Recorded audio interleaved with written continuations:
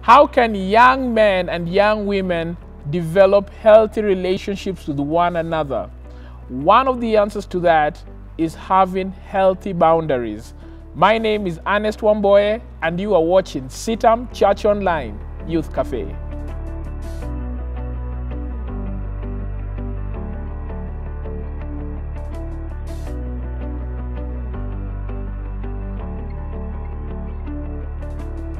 Boundaries. Do the scriptures have anything to say about boundaries? Yes, they do. The Bible says in Proverbs chapter 4 verse 23, guard your heart with due diligence, because out of it flow the issues of life. The Bible also says to the young men in the book of 1 Timothy chapter 5, treat younger women with absolute purity. So you can see that the Bible is advocating for us to have healthy relationships with one another. But how do we do that? The answer is boundaries. Whenever you relate with someone of the opposite sex, if you want that relationship to flourish, even if this is someone you're not romantically interested in, you must realize that for that relationship to be characterized by respect, for that relationship to be healthy, you must have healthy boundaries. And so today I'm going to speak about emotional boundaries, to be specific, and how many young people do not have healthy emotional boundaries, and which later lead to awkwardness and strange conversations with one another, and they keep wondering, how did we get here, and yet we were just friends. So a lady by the name of Sherry Graff, in her book titled I Just Don't Get You, says that there are 5 levels of conversation as far as emotional boundaries are concerned.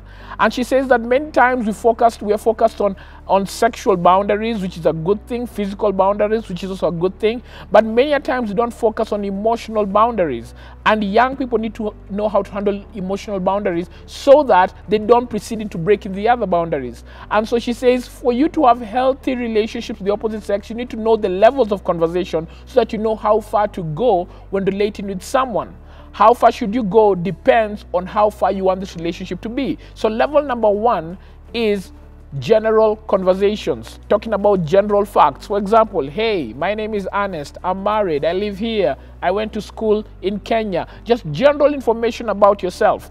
When you have that kind of conversation with someone of the opposite sex, there's nothing special about it. It's the kind of conversation that you can have with a stranger on the street. It's the kind of conversation that you can have with someone in the matatu.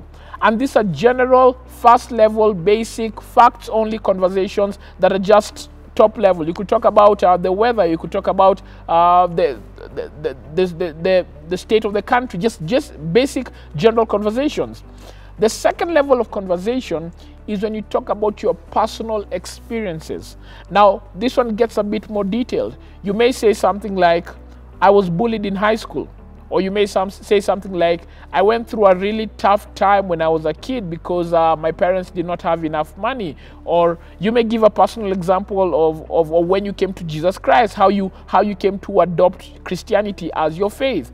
And these are personal experiences that you've gone through, but they're not really intimate. They're just general experiences. They're the kind of experiences that you would speak very easily on when given a microphone to stand in front of a group of people, and they're perfectly fine. Now, the third level of conversation is when you talk about your dreams and your aspirations. Now, this level of conversation gets deeper and gets more intimate. And at this point, you start realizing, you talk about the things that get you excited, the things that wake you up in the morning, the things that you're so passionate about. Maybe you're passionate about the environment. You hate seeing all the trash around, the things that get you excited, and that when you hear someone else speak about the same things, you just light up, you get excited, you want to connect with them, and you realize you've got similar passions. Now, when you talk about your dreams and your aspirations, you realize that you're connecting this person on the passion level, and it's still basically safe. Now, generally speaking, I normally advise young men and young women, if you want to have healthy relationship with someone of the opposite sex, get to level 3. Don't go beyond that. But the real question you should ask yourself is this: where is this relationship going? If that relationship is just a friendship, it would be wise to get it there. But if it is a relationship that is headed to the altar, then it may be safe to go beyond that. Now, if that relationship is not intended to be intimate, it will be dangerous to get to levels 4 and 5. And Sherry says that level 4 conversation is when you talk about your deepest fears. Now, when I talk about your deepest fears, I'm not talking about your fear of spiders or your fear of snakes. I'm talking about deep emotional fears. The kind of things that when you start talking about, tears come to your eyes because you're just so scared, you know. The kind of things that you talk about in harsh tones. Perhaps it's something like, I'm afraid I'll never get married. Or maybe you're saying, I'm afraid I can't trust men again. I'm afraid I can't trust women again. You say, my ex broke my heart. My girlfriend hurt me. My boyfriend hurt me.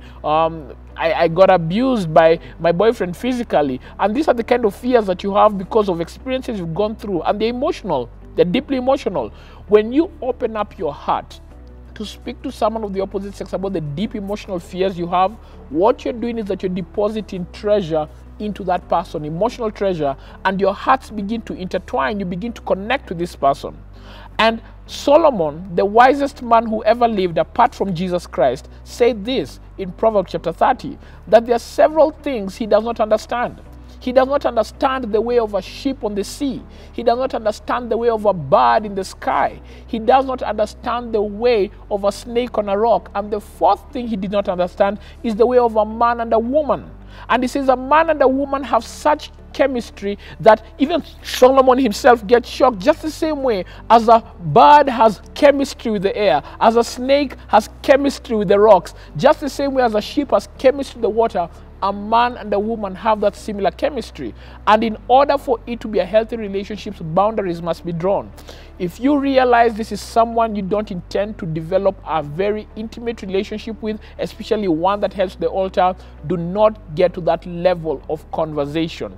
Guard your heart, Proverbs 4:23. Guard your heart with due diligence, because out of it flow the issues of life. And finally, the fifth level of conversation, which is the most intimate level of conversation, is when you talk about your deepest hearts. Now, when you talk about your deepest hearts, you're opening up a can of worms. These are those areas in your life when you start speaking about, I mean, you just want to run into another room and cry, you know. You want to just get away. You don't want to be seen in front of people. You don't want to be embarrassed. And these are things that you've gone through that scarred you for life. It may be something as horrible as a defilement, maybe a rape case. Maybe when you were younger, someone molested you, took advantage of you sexually. Now that's a very painful experience to share, and you must make sure that you don't just share that loosely with anyone, because the moment you start pouring that to someone of the opposite sex, the natural reaction for someone of the opposite sex is to comfort you, to tell you they are there, I'm there for you, and then you have a connection. Now that would be horrible if that person is married. That would be horrible if that person has a boyfriend, or if that person has a girlfriend if you're a guy. That would be horrible if that person is not committed to you in a relationship. And you realize that many people who open up those areas of their lives that were deeply hard, maybe you're saying, someone took advantage of me, someone wasted my time. I thought we were getting married, but they wasted my time, you know. Someone stole money from me and left me bitter, broke, alone. When you open that up, you are inevitably calling for someone else to offer comfort to you. And when they offer that comfort, your hearts will intertwine. And you may be surprised when you fall in love with this person. You must draw healthy boundaries. Now, this does not just apply to those who are not married. Even for those who are married, for us who are married, we must do the same. That in our marriages, we make sure that we hold the deepest, most intimate conversations with our spouses and not with other people, lest we fall into the trap of the enemy. Analyze your conversations with the opposite sex. Have you gotten into relationships, or should I say situationships, with people that you did not intend to? You may consider the boundaries that you need to draw, and you might want to consider the depth of conversations that you are having with this person. Thank you very much for watching. If you would like to connect with us, we invite you to follow us on all our social media platforms, and you can even get in touch with us with the numbers at the bottom of your screen. Our social media links are also at the bottom of your screen. Would love to hear from you. Please send in your questions. This is Youth Cafe, and you are watching CITAM Church Online. My name is Ernest Wamboye.